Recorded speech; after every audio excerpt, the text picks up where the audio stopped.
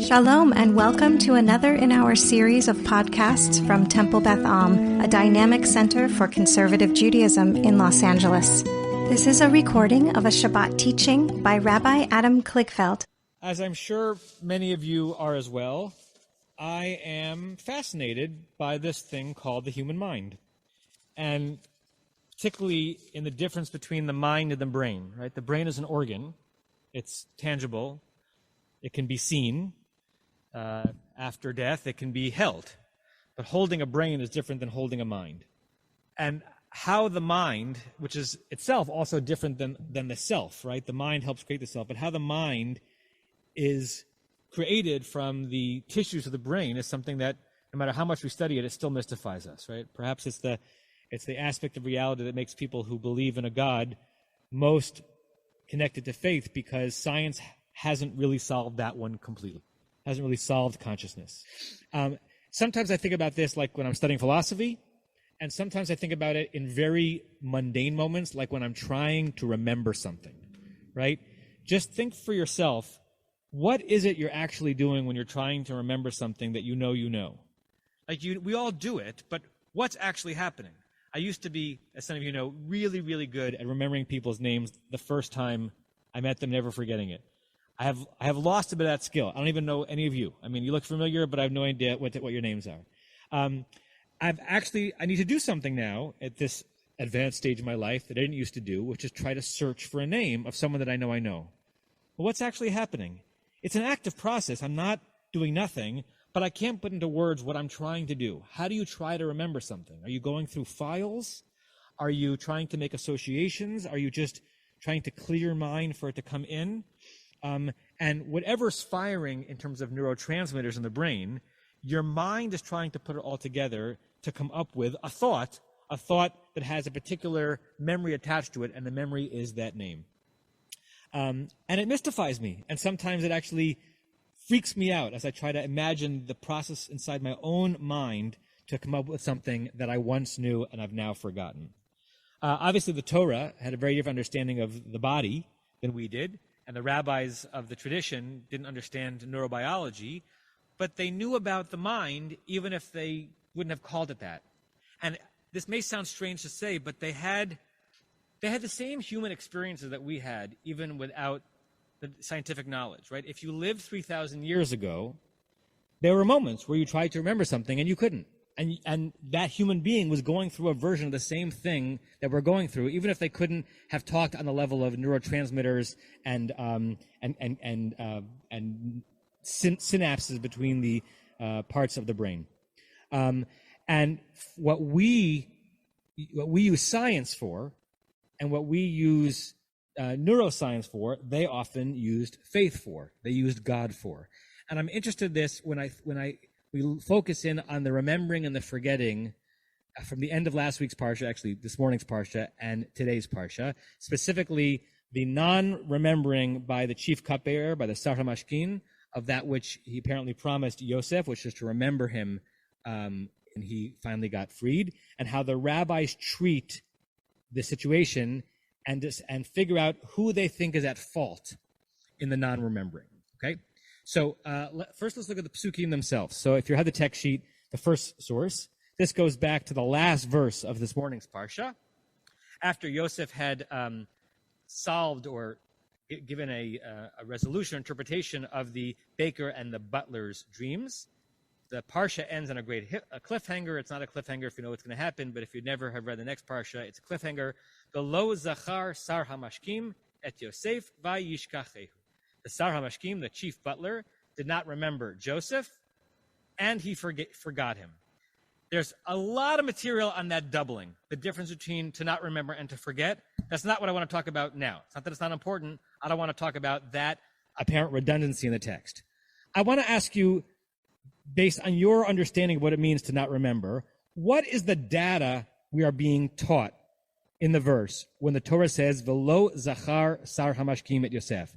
The chief cupbearer did not remember Yosef. That one English sentence, which is a pretty good rendering of the Hebrew sentence, can mean more than one thing. So what do we think those words mean? Gary, and I'll repeat on Zoom for those. Yeah.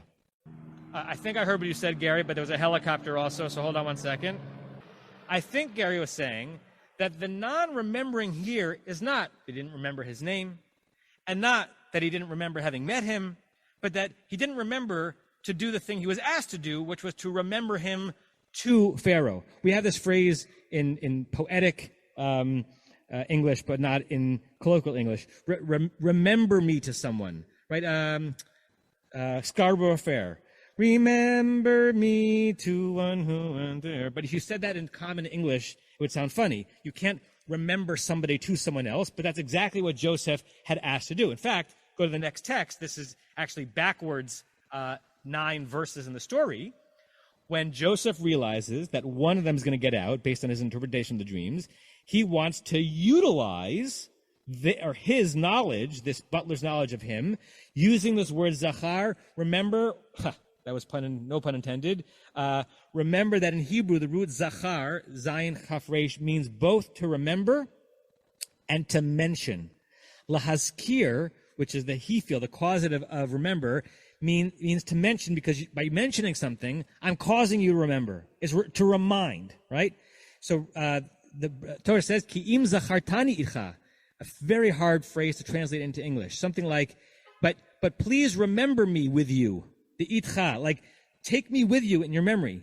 Ka'asher yitav lach, when it's going to be good for you. You're in prison now, but you're not going to be in prison forever. Va'asita na imadi chesed, do for me an act of chesed, an act of righteousness. Vehiz kartani el paro, the root is memory. To cause me to be remembered to Pharaoh, or mention me to Pharaoh, or make sure that Pharaoh knows who I am. V'hotzeitani min habayat hazen, get me out of this house. So, Gary, what I think you were saying is that what didn't happen in verse 23 is what Joseph asked to happen in verse 14, which is, make sure your memory of me translates into action, which means you're going to remember me to Pharaoh. Which is not to say that if the chief cupbearer had been asked the question, have you ever met a dream interpreter in prison? It's not to suggest that he wouldn't have said yes. Or, what was the name of that dream interpreter in that prison you went to? It's not to say that he wouldn't have remembered his name was Joseph. What he didn't do was remember to do anything about it. Okay, that's one possible reading. Another possible reading is that he forgot the encounter, right? It's more elementary to forget the entire thing than to remember, but to forget to do what you were supposed to do with that information, okay? And then we see the non-remembering, or the remembering that he didn't remember, which in and of itself is a type of remembering, in the beginning of this week's parsha, which is we read just a few minutes ago. So that's the third source. Once Pharaoh has a dream that's hard to interpret, this chief cupbearer's memory got jogged. Vaidaber sar hamashkim, the chief cupbearer said, et paro lemor, said to Pharaoh, or with Pharaoh, et chatai ani maskir hayom, I make mention of, that's a great pun, by the way, because maskir here just means I'm acknowledging, I'm mentioning, but it's playing with the Hebrew word remember. I am actively causing myself to remember and to mention my sins. What is my sins? That I didn't remember. Paro katsaf al avadav. Remember, Pharaoh, when you got angry at your servants, meaning me. Vayitain oti b'mishmar. You placed me into imprisonment. Beit sar hatabachim, in the house of the head shochet. Oti v'et sar ofim, me and your baker. V'nachlama chalom. Balayla echad, we dreamt a dream on the same night. Anivahu, me and this dude. Ish kifitron chalamo chalamnu. That's a very hard sentence to translate. Something like, we each had a dream that was based on its own individual character and therefore had its own solution. Veshami tanu nar ivri. There was a Hebrew youth with us. Lasar habat tabachim. Eved lasar tabachim. He was Potiphar's servant. Vanasaper lo vayaftor lanu et chalamatenu. We told him. He solved for us our dreams. Ish kechalamo patar. He interpreted each one as it was supposed to be. Vayehi kasher patar lanu kein haya. And as he interpreted for us, it was oti heshiv al kani. And me, I got restored by you, Pharaoh, to my post. Va'oto tala. But that guy, it says literally he hung. What he meant is that Pharaoh hung him. Okay. So what we have here. Am I going in and out? By the way, can you hear me? Okay. Am I going in? I'm going in and out. Or you can hear me on Zoom.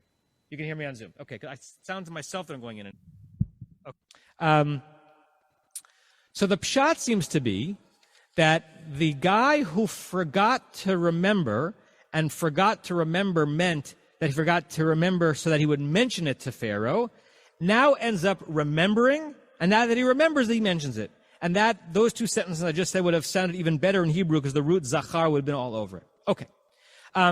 Let's see what the commentators do with some of these verses. Look at Rashi, the next source, on the verse at the end of Parshat Vayeshev, right? The first verse on our text. Rashi says, "V'lo zachar sar hamashkim bo vayom." He didn't remember him on that day. Rashi is dealing with the redundancy of did not remember and he forgot him. So if v'lo zachar, he didn't remember him on, means he didn't remember him then. Vayishkachehu la'achar mikan, and he forgot him after the fact. What Rashi seems to be saying here is that in the moment that Joseph asked him, "Don't forget me," almost instantly he forgot. Or if he didn't forget Joseph existed, he forgot that he had opened himself up to a promise to mention Joseph when the situation came around.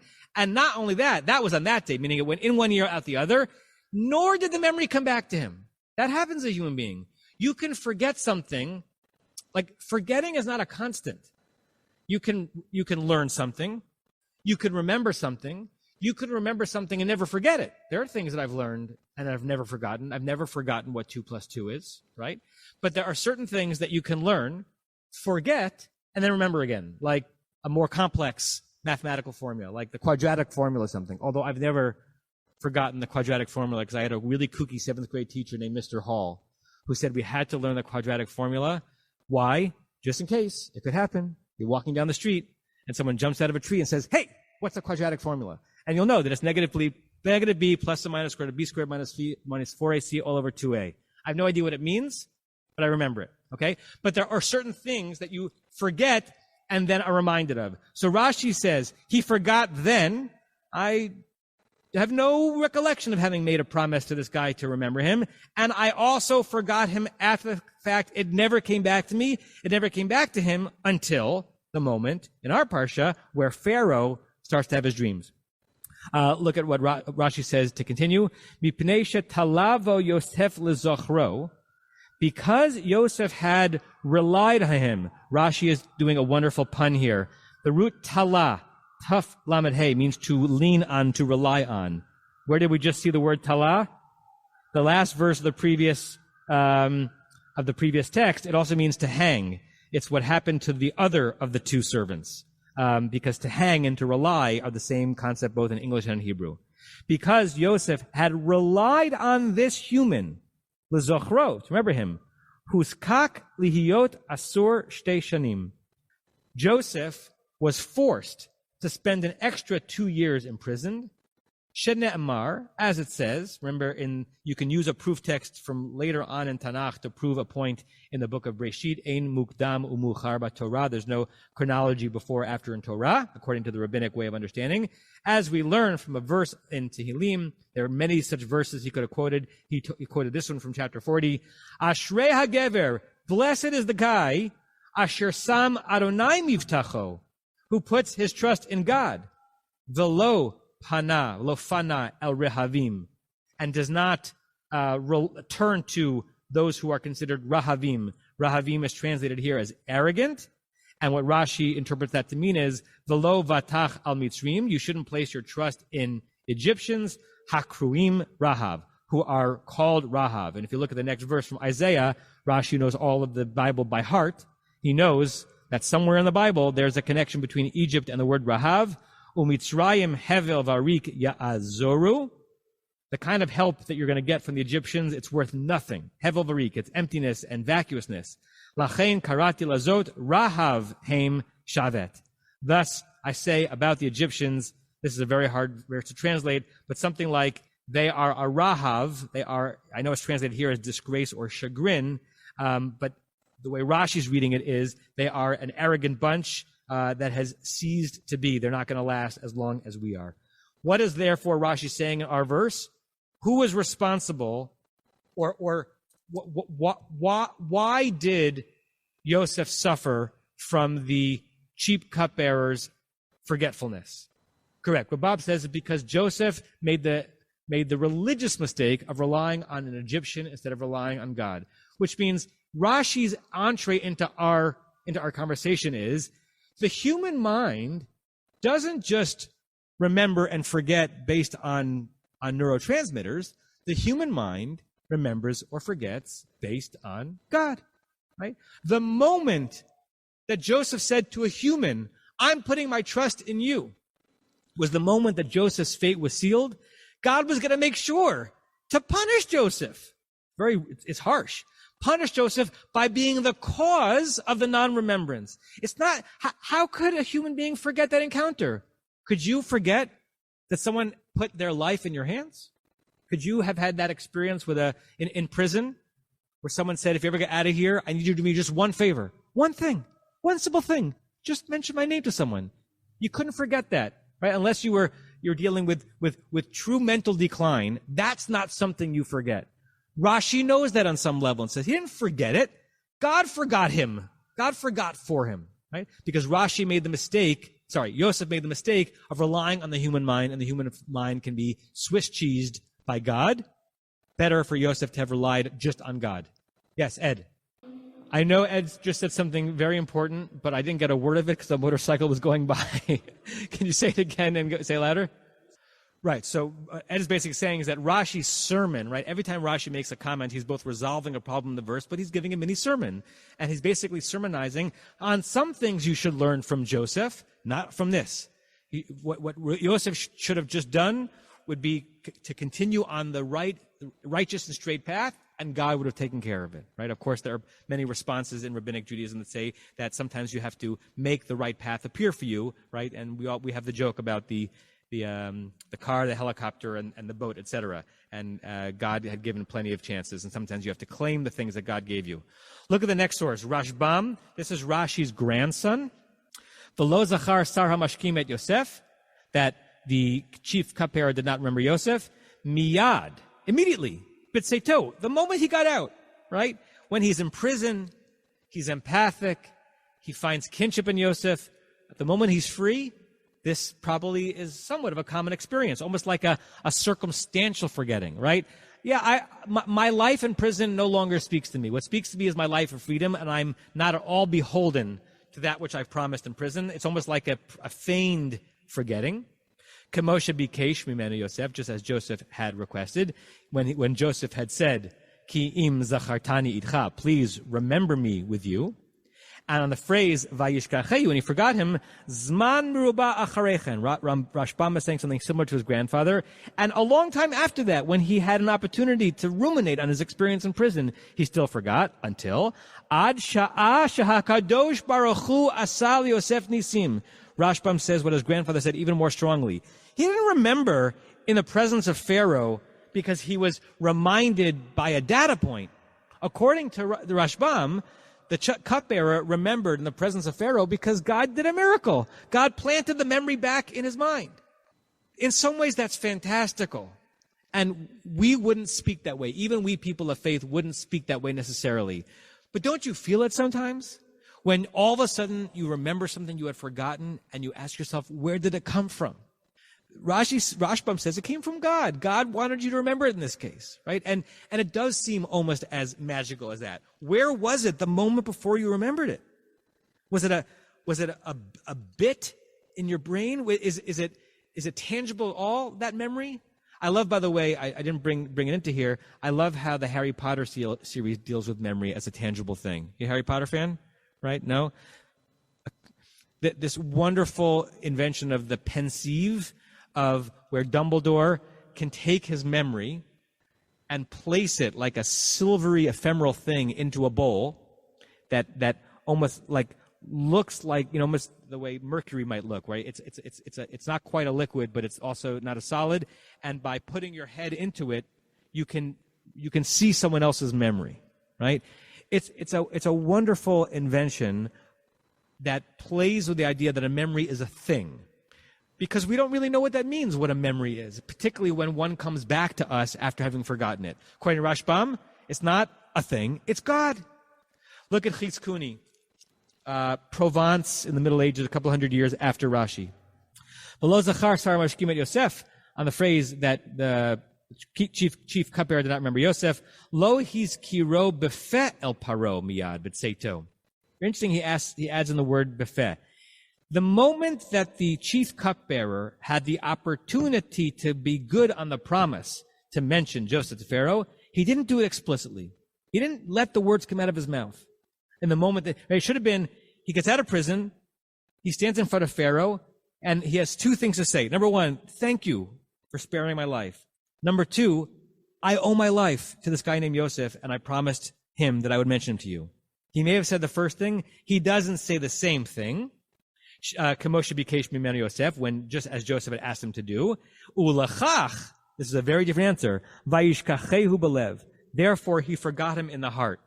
What Rashi and Rashbam ascribe to God, what does Chizkuni ascribe to? The human condition, right? There's no theology in this particular commentary. This is Chizkuni saying, how do you remember something? By mentioning it. How do you not forget something? By acting on it immediately. It's possible that something can be on the verge of being forgotten, but if you say it, it resurrects it. Or reverse. That something can be on the verge of being remembered, but if you don't remember to remember it, it'll now enter into a part of your brain where it'll be harder to retrieve, deeper into your, like a deeper cave in your brain. And Chizkuni didn't know neuroscience, but there's something to it, right? They even say people who are suffering from memory decline, one of the things that they're supposed to do is to work as actively as they possibly can on naming and mentioning things that they're liable to forget, because the more recently you have encountered something in your mind, the closer it's going to be when your memory wants to retrieve it. Chizkuni is saying a version of the same thing. And finally, Ha'amek Davar, this is the most modern of the commentaries, Rabbi Naftali Tzvi Yehuda Berlin, called the Netziv, who was from Lithuania in the end of the 19th, early 20th century. So more in line with a modern scientific, at least knowledge. Not quite our scientific knowledge, but not medieval either. On the phrase v'lo zachar, and he did not mention, keperesh Rashi, like Rashi had said, ba'oto yom, v'haya efshar lachshov, he could have thought, shalo ra'ah sha'at hakosh lachach. He might have thought, when I got out of prison, it's not that I'm standing before Pharaoh and I forgot Joseph. It's not that I'm standing before Pharaoh and I forgot that Joseph had asked me to do. It's that I'm standing before Pharaoh and it doesn't seem like the thing I should be mentioning to Pharaoh. He's Pharaoh. I should be mentioning to Pharaoh a promise I made to a guy in prison who had done something against the realm. I didn't think it was appropriate. Mishum hachi, because of that, peresh hakatu vayishkachehu. Because of that, the verse goes on to say, and then he also forgot him. V'lo sam lev lezeklal. He never paid any attention to it afterwards. Ki ratzon Hashem hayakach, because the will of God was such. Hashgacha pratit. Hashgacha pratit is this phrase which means personal kind of supervision. Hashgacha is the same word as the mashgiach, the one who supervises kashrut. It also means supervising behavior. So hashgacha pratit is a theological concept in rabbinic literature to suggest that God is specifically hovering over and supervising all of our deeds individually. Be'onesh, in a punishment, al shebatach al sar hamashkim, was a punishment for Joseph in that he trusted on the Sar Mashkim, on the cupbearer. What I like about the Hamek Davar is that he combines the theological and kind of the scientific. The theological, that God was kind of orchestrating all of this. And therefore, the forgetting was part of God's plan, as was the remembering. The semi-scientific is, sometimes you have an opportunity to remember something or do something that will prevent something from being forgotten. And if you don't do it, it might be gone, right? If you don't do the thing in the moment when you're confronted with it because you make an explanation that it's not the right time, it actually might recede into a part of your consciousness that cannot be retrieved. So God may have been orchestrating it, but God was orchestrating it through the human process. And guess what? We still live through those moments all the time. There are moments where we are called upon to say something or do something, and if we don't say it or do it, we might never retrieve it. Kids find that to be incredibly frustrating. My 9-year-old, he gets so upset when he wants to say something around the dinner table. It's hard to, get a word in when you have adults on the table. And if he if he's not allowed to say it, by the time it comes around to him, he's forgotten it. And it crushes him because I can't guess why. I mean, we discussed it, but I can't guess exactly why it crushes him. But it must be some 9-year-old understanding of, I'll never remember that again. That moment is gone. And it'll never come back to me. And he's right on some level. And that's what the Hanektavar is saying, that there's sometimes narrow opportunities for us to remember something. If we don't, then we may be going on in our lives with a thing not remembered, and therefore the person we could have impacted with that thing, suffering perhaps in a prison they should no longer be in. Mark? Yeah. So what Mark says is comparing this use of the remembering and not forgetting, which seem to be synonyms, right? It's a positive and a negative that are both connoting the same thing, that we have that as a command when it comes to Amalek. Zachor asher asalach Amalek. Remember what Amalek did to you. And then, lo tishkach, don't forget. And the same array of commentators that play with the doubling here, play with it there. And what you're positing, Mark, is that maybe they're not the same thing. Maybe it's a different process to remember something as you're holding on to it versus not forgetting it. And maybe the Torah knew that, or maybe it's an emphasis, it's a doubling for emphasis. Bob, was your hand up? Actually, Vayishkachehu, looks causative.